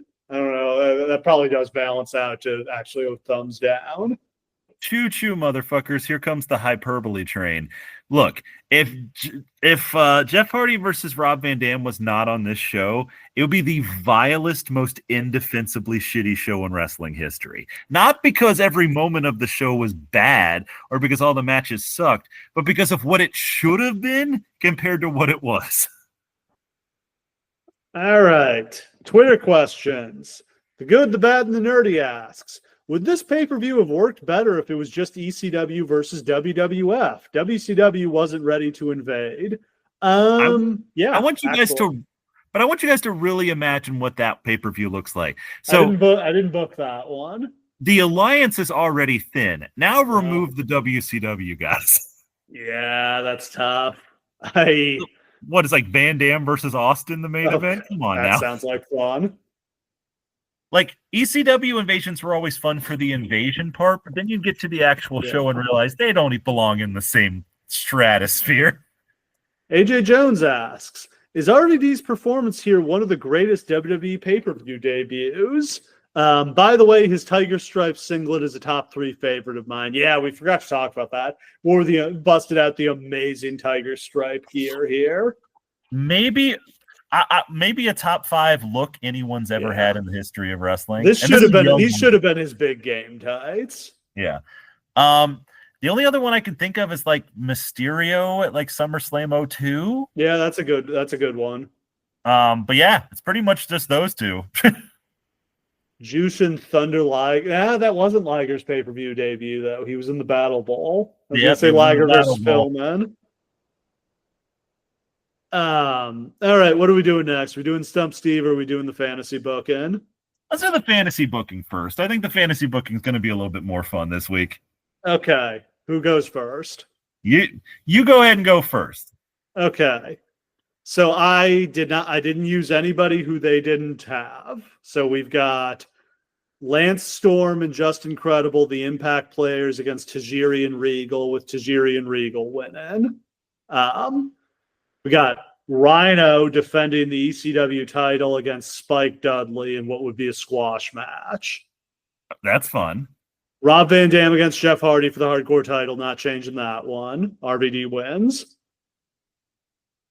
Kane versus Mike Awesome for the Intercontinental title. Kane gets the win. Okay. DDP versus Undertaker. Got to do it. Undertaker gets the win. Wait, I thought Albert was the Intercontinental champion. That didn't happen in this universe. Okay, I'm fine with that. Natural Born Thrillers against Edge and Christian for the WCW tag titles. The Thrillers get the win because of miscommunication between Edge and Christian. Perfect. Dudley Boys against the APA for the WWF tag titles, and the Dudley Boys win the titles. Okay. No, wait, the APA win. APA retain. They hold serve. Booker defends the WCW title and the US title against Kurt, and he gets the win via shenanigans. Uh-huh. And then in our main event, we have Steve Austin defending the WWF title against the man who was a turncoat and turned on the WWF weeks before this, Chris Jericho. Ooh, that's spicy. I like that. It's just you need somebody here, and I didn't want to do Booker versus Austin because I didn't want to do champion against champion. And Jericho wins because somebody new debuts, like whether it's Flair, whether it's Bischoff, whoever you can get. Now that is phenomenal. Is the idea of like, if you even if you do continue on with the alliance, it being built around Jericho is just so much fresher. Yeah. And then maybe Austin like goes away for a month, and when he comes back, he's the ass kicker. Like that's Rampage, yeah. That's rad. Okay. Yeah. I think that's better than the card they gave us. It is indisputably better. I actually love that card, and you're about to see why. Okay, here's my card. For a opener, Edge and Christian versus the Natural Born Thrillers. I also had the Thrillers win. Yeah. Next match, Van Dam versus Hardy, hardcore match. Van Dam wins. Next match, Mike Awesome versus Kane for the Intercontinental title. Kane wins. I swear we didn't talk about this. Nope. Next match, Booker T versus Kurt Angle for all the belts. Booker T wins. Weird. Okay, now the rest of mine is different. Good. But it is very funny. Yes. Which is too many. They even include the 11th that's on Heat as part of like their count. Yeah, that's ridiculous. I also went with 9. I kept Earl Hebner versus Nick Patrick. You sicko. It's a 2-minute match, and the fans fucking loved it. I went Lance Storm versus Chris Jericho with Jericho winning. I went Billy Kidman versus K-Quick, baby. K-Quick. He's there. Yep. I think that's a great opportunity for, like, and I'm sure Kidman would have beat him in like 4 minutes, but like, it's just a cool idea. Like, you're trying to get Kidman over here, which unfortunately he gets hurt, so you can't do anything with him. But, and then you said something else that Earl Hebner was for the sickos. Not like this, baby. X Factor explodes. X-Pac versus Just Incredible. Oh my God! Can they both? Can they both come out to Uncle Cracker? That's the plan. It's just not going to stop playing. Double Uncle Crack, and it plays during the match, like with New Jack. X-Pac wins that one, and then the main event is 5-on-5. It's Austin, Undertaker, Regal, Farouk, and Bradshaw versus DDP, the Dudleys, Shane McMahon, and the Turncoat Big Show. The Giant. Right. And WCW does win because, again, I'm not trying to change Vince's booking rules because I don't think he'll let me, so I'm sure Austin would betray his team. Sure. So, there it is. Again, both of these probably feel a little bit like shuffling like deck chairs. These aren't the big changes you guys want, but like at least you could have made this into this. These would have felt like real pay-per-views. Like you would have gotten actual like enjoyment out of these shows, and it would have actually put people over. Because coming out of this show, nobody from the Alliance looks like anything but a piece of shit other than Rob Van Dam. Now, do you want to hear my dream card? Ooh, hit me. The Hardy Boys against Eddie and Ray in a ladder match. Oh, shit. Flair versus Angle. Okay. The Giant versus Kane. Okay. The Steiners against the Dudley Boys. Okay, wait. Was this your dream card when you were 13, or is this your dream card now? Because we've seen the Giant versus Kane, and it sucks so bad. I mean, I just want to put the big guys against each other. You gotta have a Giant match. I guess. Rock versus Booker T. Okay. Undertaker versus Sting. Uh-huh. And Goldberg versus Austin. I mean, it's hard to argue with. Yeah. And my thing is, I don't want the NWO guys part of it because I don't really consider them WCW guys. You wouldn't put Undertaker on the card? What do you mean? I have Undertaker against Sting. Oh, you do? Duh. Yeah. Okay, never mind. Yeah. That makes sense. It's funny, though, because, like, I was trying to think of, like, who I'd put with Van Dam because my mind keeps coming back to him when I'm putting this together because that wouldn't have been the original dream card thing, but like he's so the most important part of this. Like who Shawn Michaels, if anybody in the world could work with him. Yeah, if we're moving time and space, fuck it. Here's Shawn, he's back. He's fighting Rob Van Dam.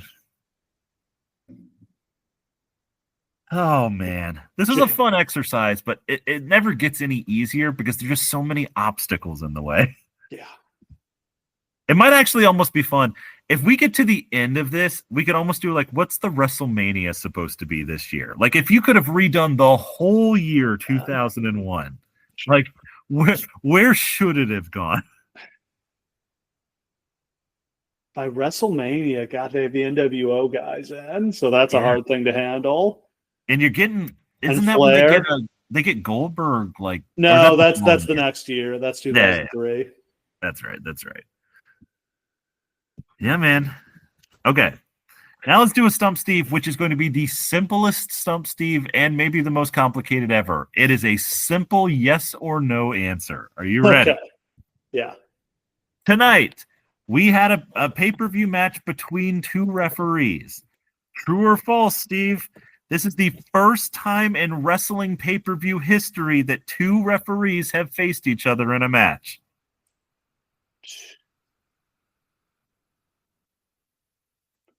I know Nick Patrick wrestled in WCW. Wrestled Chris Jericho. But did he wrestle another referee? I'm going to say no, but I can't think of what the match is, but I have a feeling like Charles Robinson might have wrestled Mickey J or something like that in WCW. In my research, I found 0 examples of a referee versus referee match. Many referee matches, don't get me wrong.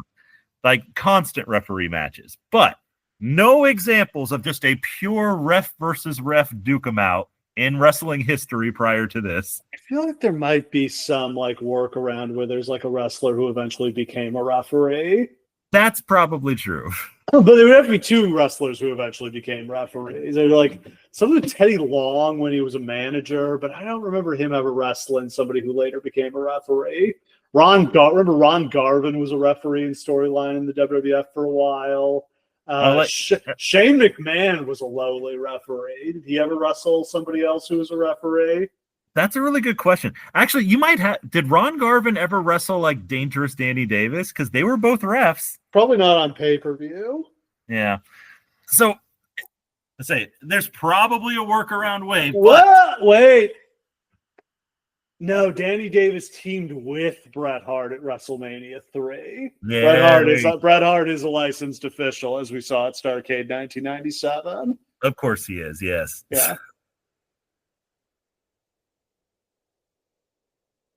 All right. That one took it out of me. Wow. All right. Are we going to keep going? SummerSlam 01? All right, let's do the pitch, Steve. What's on SummerSlam 01? The Rock returns to save the WWF. He takes on Booker T for the WCW title. We get one of your dream matches. Yeah, we get the amazing Kurt Angle versus Steve Austin match. We got one of the all-time squashes with The Undertaker and Kane against DDP and Canyon in a cage match. Well, we get Van Dam versus Hardy, the rematch, and a ladder match. Oh, shit, I barely even remember that. I remember Jericho versus Rhino being really good, actually. We get X-Pac 2 belts as he wins both belts. Why? I don't know. Yeah, I think we got to do this. Yeah, we're definitely doing this. This looks amazing.